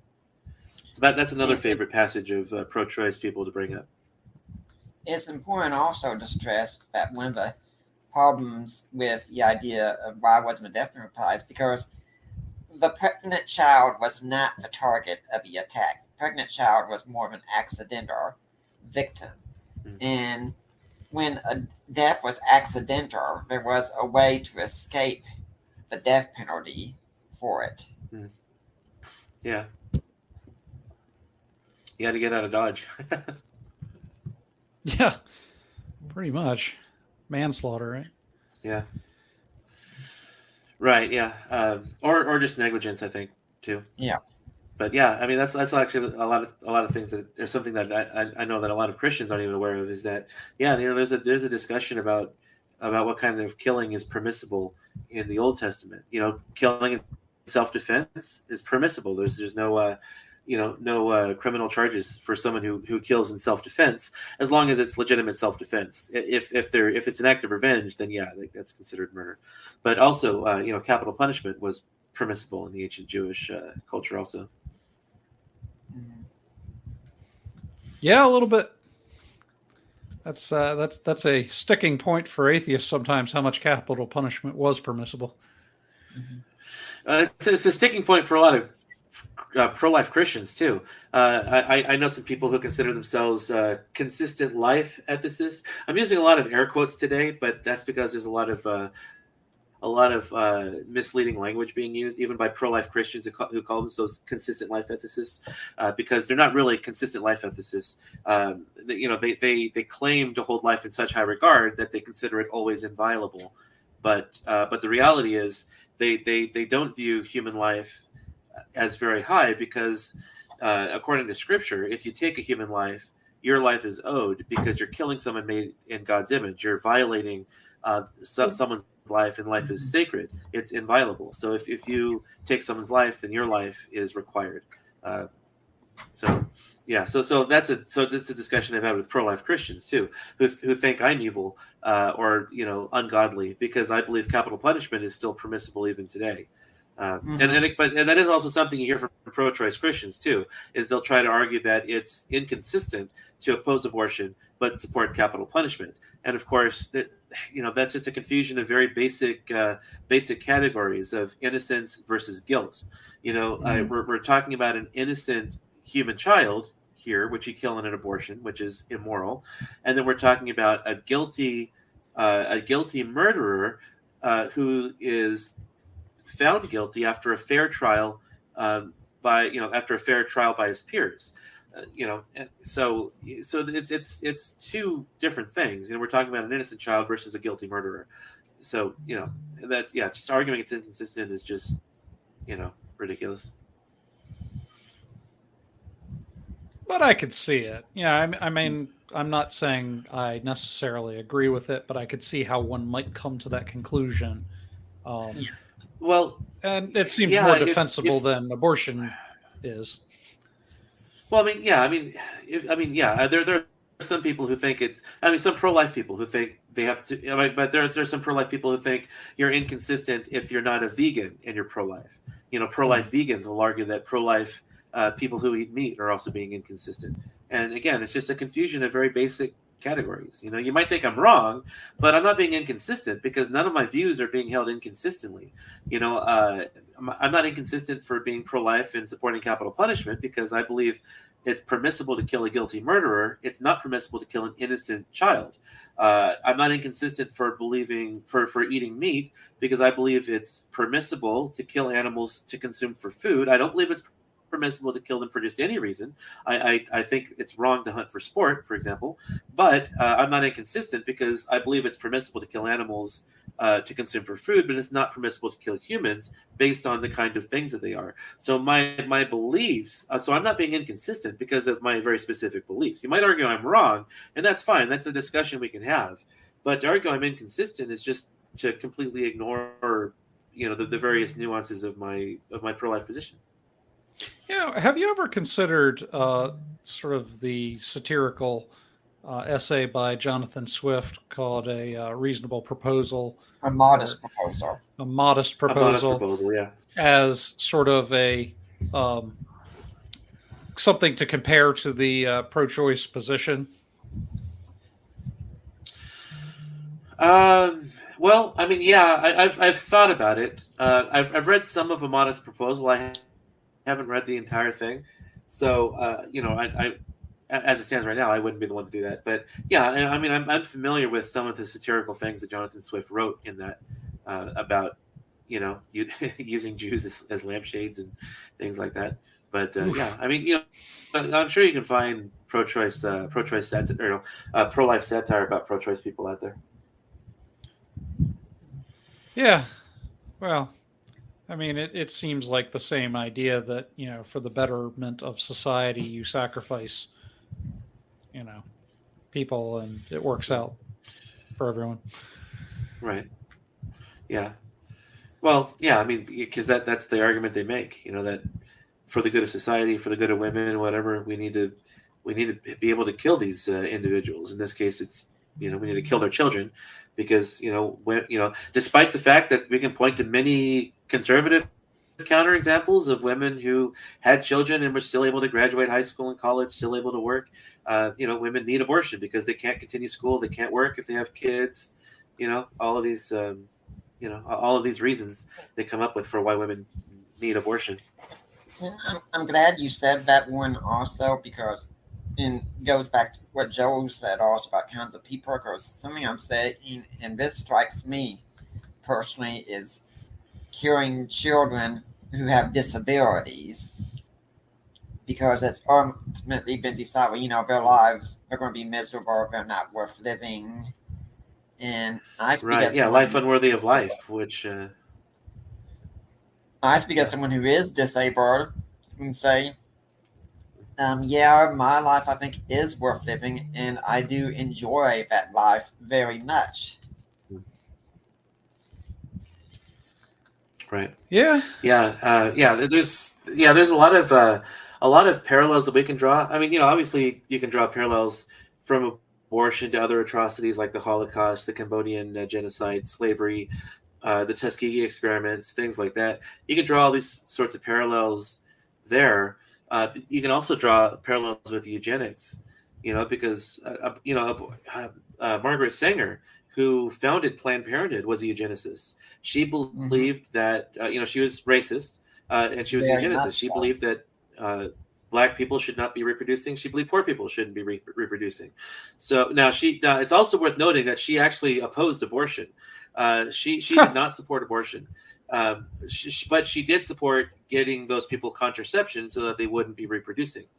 So she wasn't a good person. She was racist. She was a eugenicist, but she did not believe in abortion, which was surprising when I learned about that. But yeah, I mean, you can find books that talk about that. I'm not entirely sure when it was Planned Parenthood started, but actually, the interesting thing, my friend Mark Newman, who is an instructor who teaches public speaking and does a lot of great work for the pro-life movement, trains pro-life speakers and people at pregnancy care centers how to make the case and how to speak well and things like that. He actually has a copy of a brochure, and this is a real brochure, and he actually has a copy of it in which Planned Parenthood, in their official brochure, had like a frequently asked questions section, and it said, I believe it said something like, is abortion contraception? And Planned Parenthood responded, absolutely not. Abortion kills the life of a baby after it has begun. Contraception just prevents conception. So in one of Planned Parenthood's own brochures back in the 40s or 50s, real early on, they actually said point blank that abortion kills the life of a baby after it has begun. It wasn't until they started pushing for abortion that they suddenly flip-flopped, and now all of a sudden it's not a baby, it's a clump of cells, it's just a mass of tissue, it's just like removing a tumor, that kind of thing. So they flip-flopped on it once they started pushing for abortion. And so I don't know if it was just after Margaret Sanger passed away, they got new leadership that wanted to change. I'm not sure when exactly that change occurred, but it happened at some point. And they actually used to be honest about what abortion does. Yeah. So as far as crisis pregnancy care centers go, in my own field of research, which is deconversion, one of the case studies that I did, her husband was a pastor, and he volunteered at crisis pregnancy care centers. And she, she's writing these accounts post deconversion, and so she's talking about all the sort of manipulative techniques that they do to these women.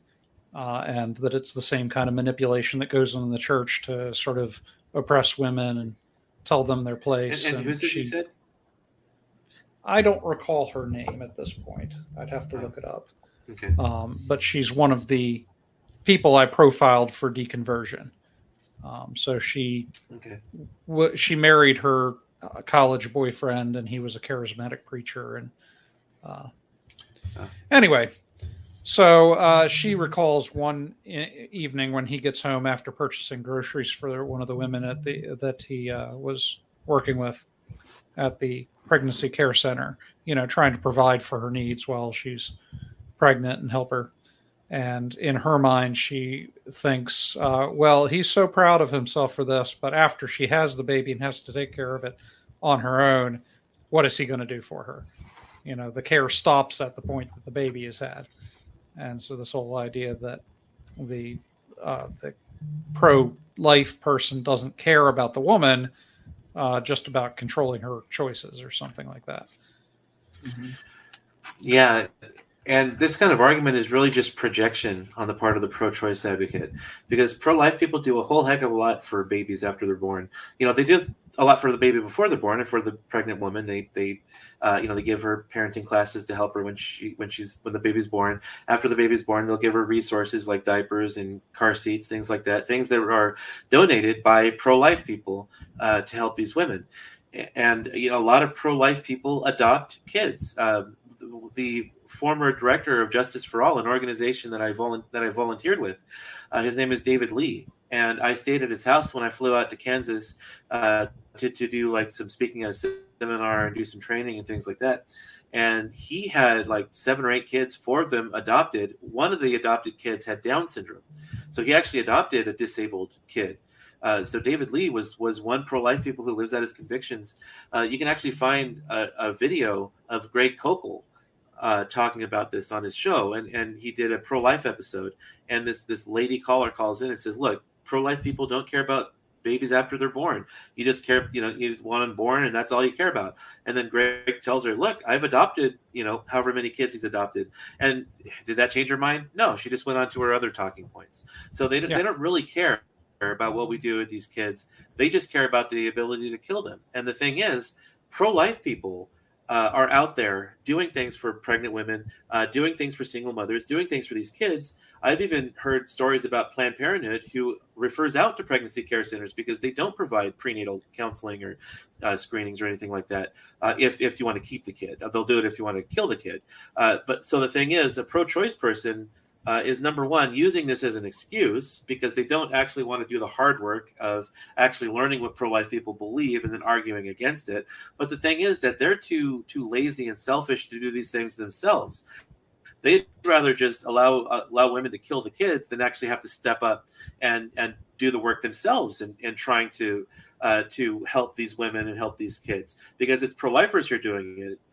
It's not pro-choicers who are out there forming pregnancy care centers and giving these resources. It's pro-life people. So this is just projection on the part of pro-choice people. Yeah, I would imagine that in their mind, the pregnancy, crisis pregnancy centers are just propaganda wings of pro-life to try to, talk women out of having babies and oppressing. Yeah, they'll sometimes call them fake abortion clinics. So dang. Yeah. Because they think they're out there to deceive women. Like, yeah, we do abortions. Come on in, and then they convert them after they come in. But that's it couldn't be further from the truth. They're always, at least the pregnancy care centers, the directors of the pregnancy care centers I've talked to say that they're always upfront about what their agenda is. They don't do abortions. They don't refer for abortions, but they don't do abortions. So if you're looking for an abortion, we're not going to help you. But if you want counseling, if you want resources to be able to keep your kid, we're here to help you. Come on in. We'd love to talk to you, and we have counselors who can help you. But yeah, so they're not out there telling people that they do abortions just to bring them in the doors. That's absurd that they would even make that claim. And that's a common claim you hear from pro-choice people. Yeah, that's kind of straw manning. It's so bizarre how committed they are to this idea. I mean, I can see the idea that, hey, it's an emergency backup for certain situations where you have no other alternative. Right. I disagree with that position, but I could see that position. Right. But there almost Yeah. seems to be a glorification of the act of abortion to some degree. And I'm sure we have stepped our way up to that, but even so. Yeah, it's a definite reversal, because the slogan used to be, what was the slogan? Safe, legal, and rare. It was safe, legal, and rare. Thank you. Yeah, I was forgetting one of those. Yeah, the slogan used to be safe, legal, and rare, because they used to want people to believe that they wanted abortions to be rare, but having abortion legal is the way to bring abortion numbers down, which, again, that's convoluted logic, because obviously making an act illegal is going to bring the numbers down, because people are generally law-abiding citizens. So that the threat of legal action is a deterrent against these crimes. So it used to be safe, legal, and rare, but eventually on down the line, they just dropped the word rare, and now it's just safe and legal is what they want. And now they've actually got kind of done a 360, and now they're actually out there actually supporting abortion, and now they're considering abortion to be a good thing, a good thing for society. So it's no longer the case of, abortion is a necessary evil. Now they're actually out there proclaiming, like, shout your abortion, and now they want people to think that abortion is actually a good thing for society. Yeah, I was going to ask, wasn't there some social media thing when they was celebrate your abortion? Now what? Shout your abortion, celebrate your abortion, right? Yeah, so I think the deal behind that was this idea. You also had kind of a. Go ahead. Oh, go ahead. Okay. Oh no, I was just going to say, just kind of pile on with Nick. I was just going to say that, you sound like you might be a little behind on the broadcast here, Joel. I think that's true. So apologies. So apologies if I talk over you. It's just I think you're a little slightly behind Nick and me here. But I was just basically just going to pile on with Nick that we've also had kind of a spat of pro-abortion films. Like there's an abortion comedy that was recently filmed and released, and I think J.J. Abrams recently announced that he wants to do a pro-abortion film. And they're definitely at the point now where let's just start saying abortion is a good thing for society. Yeah. Well, I think it's this idea that the pro-life side, and I don't know how true this is, has put forth the idea that women always feel shame, or they feel sorrow or some kind of bad feeling about having an abortion, or this idea that women who have an abortion should be shamed or something like that. And so it's this reaction against it where, no, I don't feel shame, I take pride in, kind of thing. So it's sort of a overcorrection against this idea that I suppose they believe pro-lifers have been giving. Yeah. To some extent, there could be some truth to some things like that. And I've often heard it's very dangerous to say, for instance, that if you have sex before you get married, you're going to feel horribly guilty the next day. Not all people do. Some of them feel great the next day. And if you go as far as say, if you do this, you will feel X, that can lead to disaster. Some people could very well feel guilty of having an abortion. Some might, not because they're soulless beasts, maybe they just feel numb. That can happen. Yeah, I don't think you can say that all women feel one way or feel the other after an abortion. And I get a similar thing in my area of research with deconversion. There's this sort of idea on one side that, you feel very bitter or angry or whatever after a deconversion. And then on the other side, there's this feeling that you have a tremendous feeling of relief and, freedom after deconversion. And honestly, the truth is messy. It's somewhere in between. Deconversion's a very messy process, and there's a lot of feelings that come with it. Yeah, and Scripture even talks about people who've had their consciences seared with a hot iron. So, even biblically speaking, we can't claim that if someone sins, like someone who is watching pornography or something, is definitely going to feel bad about it afterward, because they might have been doing it for so long that they just have become numb to that nagging feeling that what they're doing is wrong. And when we're talking about something like abortion, if it's really hard to convince a post-abortive woman that abortion is wrong, is tantamount to murder, because then you're basically having to convince her that she sanctioned the murder of her child. So there's a lot of complicated emotions that can muddy the waters there. There is evidence, and this is denied by the pro-abortion movement as a whole. There is evidence that women do, some women, not all women, some women regret their abortions. There is evidence that there is a link between abortion and breast cancer. It's not conclusive. There is evidence for it. It's not proof. We don't know conclusively one way or the other, but there is some evidence for it, which bears further investigation. But all of these things are denied by the pro-choice movement because they're desperate to convince people that there's absolutely nothing wrong with abortion. And so, if a woman has been convinced that, it's not a baby, it's just a clump of cells, then after she has an abortion, she may not feel bad about it because she's been deceived about what it is she actually had happen to her. Now, that's not true of all women, again, because some women who've been lied to might actually have this feeling that even though they believed that's a clump of cells, if the baby is far enough along, when they have that baby removed, there might be that intrinsic feeling there that they know something more than just having a clump of cells removed was done in the abortion. So it's very complicated. And yeah, like you were saying, we can't make dogmatic claims one way or the other. Some women do feel guilty afterward. Many women don't. So yeah, it's not something where we can really hang our hat on as a reliable argument.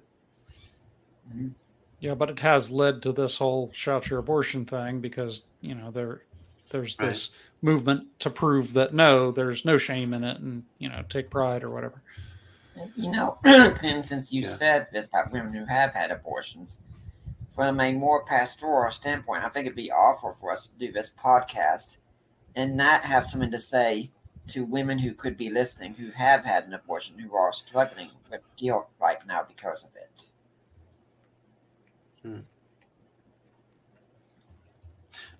Did you want me to say it, or did you want to go ahead and? Because you're probably better at the pastoral stuff than I am. So, because I mean, because for me, because I sometimes joke that I'm dead inside. It's not really true, but I have a lot of like emotional scars from when I was a kid. So I have a tendency to react, philosophically to things, and I can tend to kind of let the emotional aspect of it go by the wayside. So I can say a few words about it, and then you can maybe speak to that, Nick, because I'm sure you're probably better at the pastoral part of it than I am. But so if there are women listening who've had an abortion and don't know, what there is you can do about it, or even if the emotions you're feeling are normal or not. Now, obviously, I'm not a woman. I've never had an abortion, so everything that I know about the feeling of abortion, I know from secondhand because I have a lot of pro-life friends. I have a lot of pro-life female friends. In fact, I have some very close female friends, that are very pro-life and religious, and others who have had abortions and have talked to me about it. So I don't know, so this is also why I tend not to talk about the emotional aspect, because that's one part that I really don't know from firsthand experience. I can talk about the fact that we're killing children because we are, and because it's everyone's responsibility to speak up for those without a voice. And as I was incessantly bullied and tormented in school, that is a portion of the abortion issue that is personal to me, and that I was treated the same way that embryos and fetuses are treated in the womb.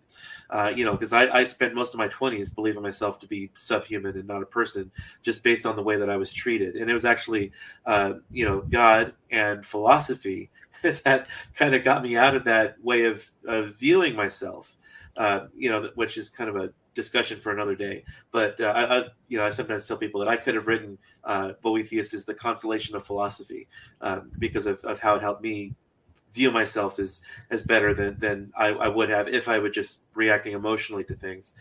But if there are women listening, it is a child that you're having removed, that you're having killed. And so obviously you can't just do something like that and expect to just get out of it scot clean and not have emotions following up, especially if you suspect that you haven't been given accurate information about what it is they're removing.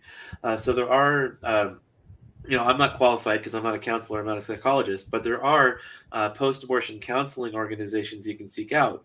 Organizations like Rachel's Vineyard it is a really well-known one. They do like post-abortion retreats, not just of post-abortive women, but of post-abortive men too, because men can also be affected negatively by an abortion because that's their kid that's being killed too. It's not in his body, but it is his child that's being killed. So men can also have post-abortion trauma as well. So Rachel's Vineyard is an organization that does retreats. I believe they do retreats for both men and women, where you can talk to counselors and you can do that kind of thing. And so the most that I can say as someone who's not a licensed counselor, but as someone who does believe in God and the God of the Bible, who is also a God that offers forgiveness, is that there's only one unpardonable sin. That's blasphemy of the Holy Spirit. Abortion is not the unpardonable sin. If you've had an abortion, seek out pro-abortion counseling from licensed counselors, and just understand that that God does not hate you. That God's love is unconditional. He loves you regardless of what it is you've done, even though He wants us to live a certain way. And He does get disappointed if we do things that are wrong, but God is always there to offer forgiveness, no matter how many times we've fallen. He told his disciples, how many times are we to forgive? Not 7 times, but 70 times 7. He wouldn't expect something of his disciples that He wouldn't do Himself. So He's there offering forgiveness, no matter what it is you've done, no matter how many times it is you've messed up. So you can always come back to God, and He'll be ready to forgive you. Mm-hmm. And Thanks for that, Clinton. yeah.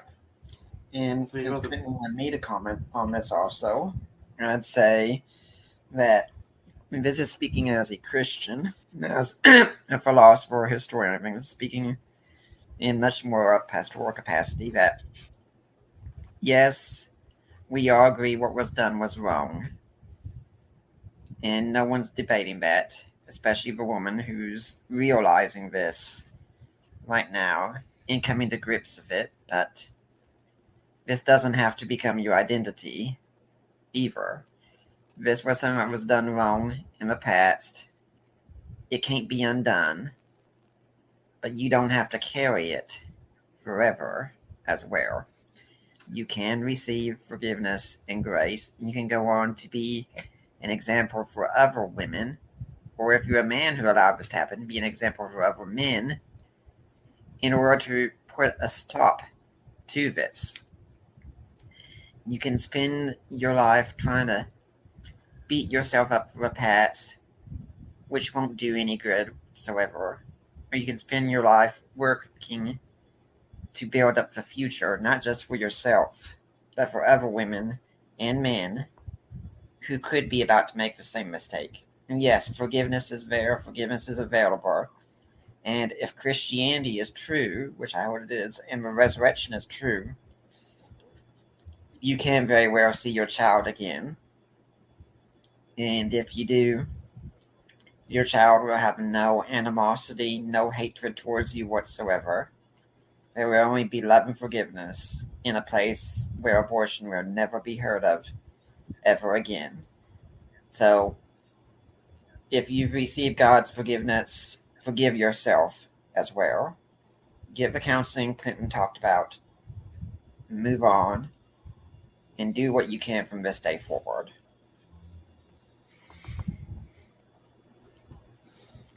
This seems like a pretty good place to close out.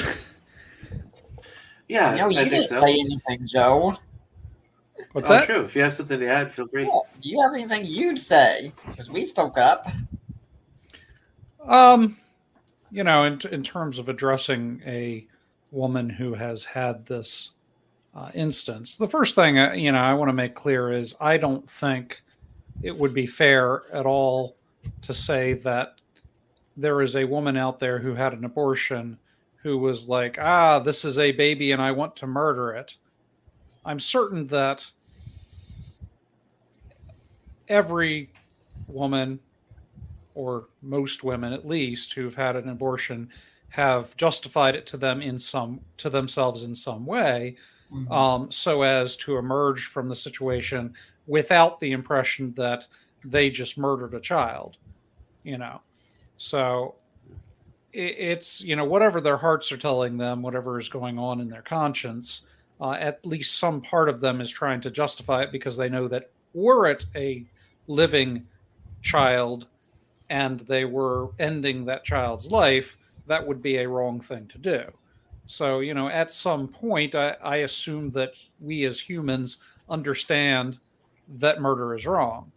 And so in a sort of post facto realization that, hey, maybe I just did an act of murder, this was not going into a situation with the intent of murder. There was something else in mind. And so I don't want to paint women who have abortions as cartoon villains that are doing evil for the sake of evil.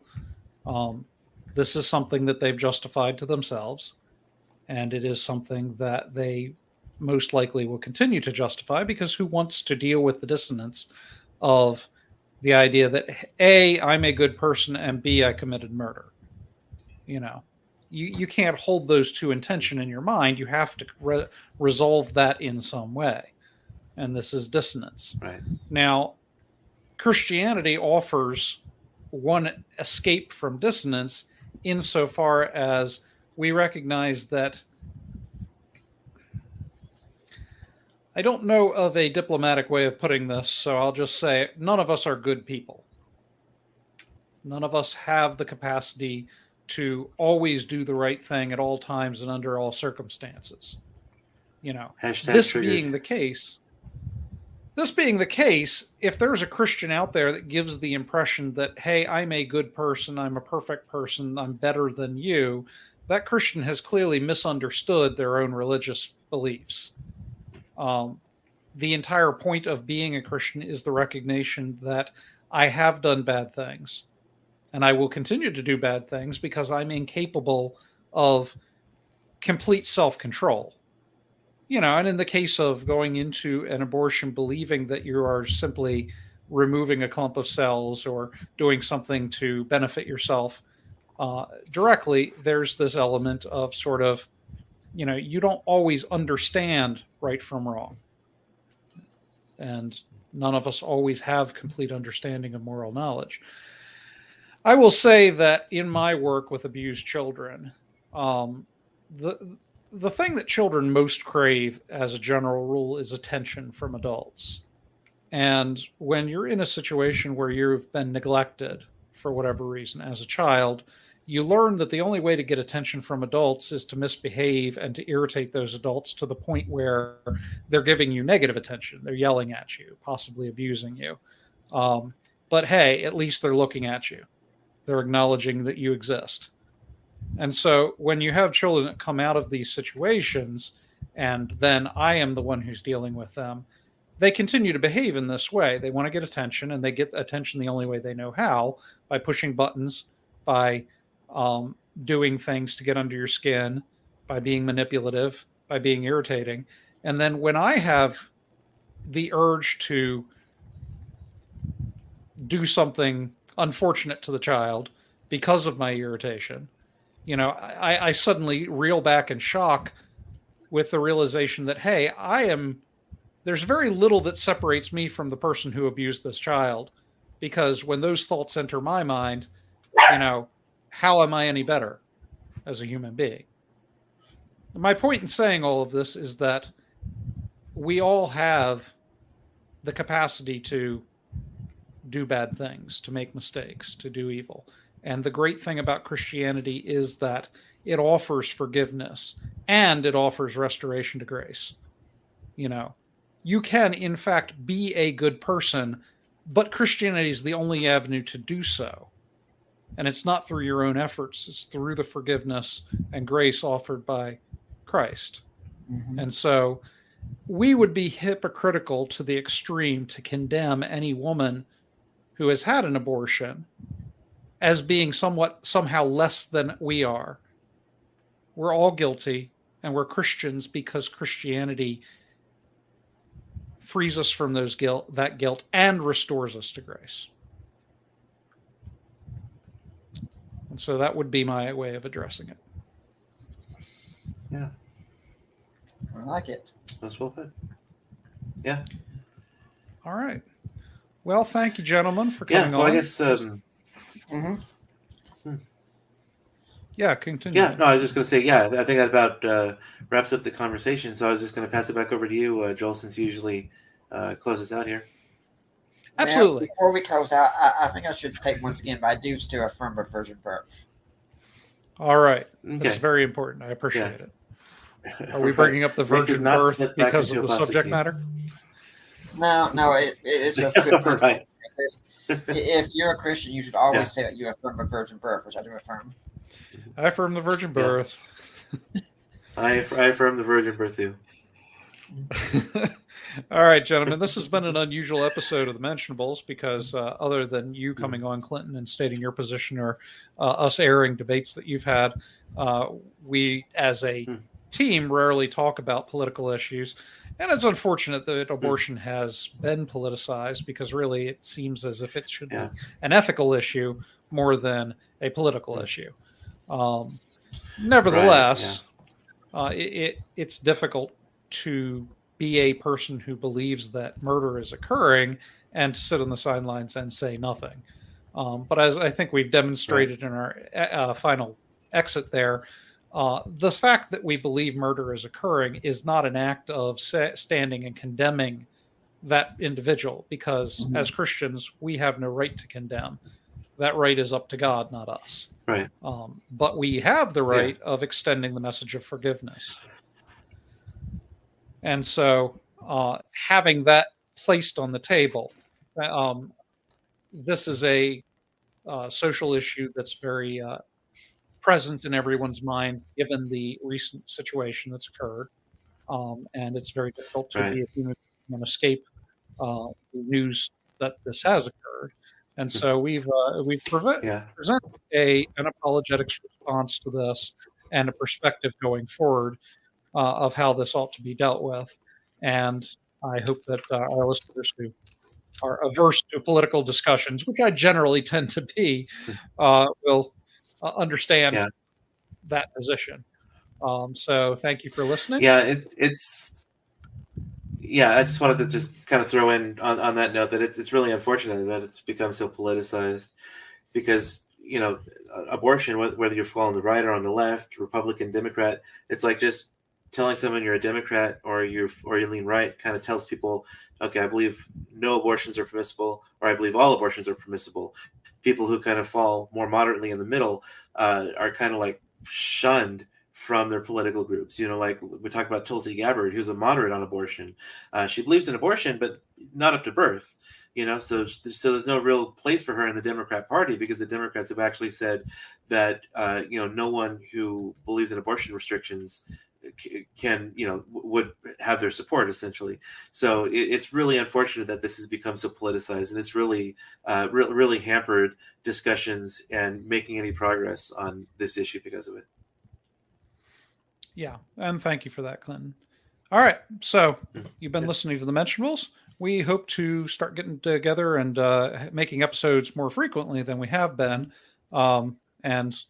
We pushed to make this episode because one of our listeners asked me why we weren't making episodes anymore. I hope we haven't lost all our listeners. At any rate, we value all two of them. We really do. Yeah, we do. So, keep up hope. We're going to continue to produce material, and we'll see you then.